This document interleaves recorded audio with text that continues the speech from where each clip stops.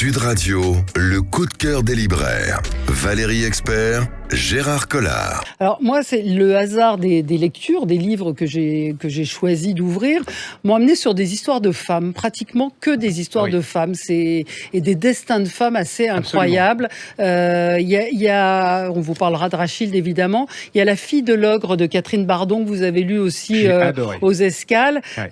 Magnifique biographie qui est plus qu'une biographie, c'est un roman parce qu'il y a très peu de choses sur cette femme, Flor de Oro, qui est la fille de Trujillo, qui était le dictateur sanguinaire de la République dominicaine, et Catherine Bardon, qui est une formidable raconteuse d'histoire. Hein.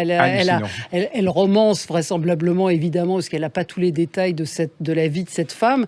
Flor de Oro s'est mariée avec Porfirio Rubirosa, donc le playboy du coup. Le playboy très beau, etc. Et c'est la destinée de cette femme qui est la petite fille chérie de son père, et puis les relations entre ce père et sa fille.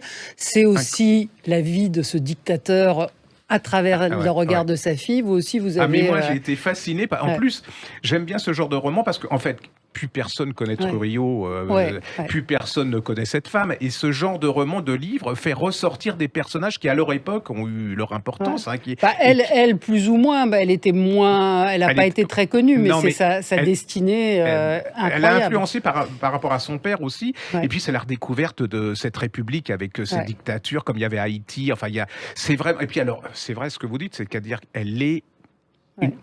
Je me demande si elle me racontait son passage au supermarché, je serais pas fasciné tellement elle raconte tellement bien. Catherine Bardon. Ah oui, c'est vraiment.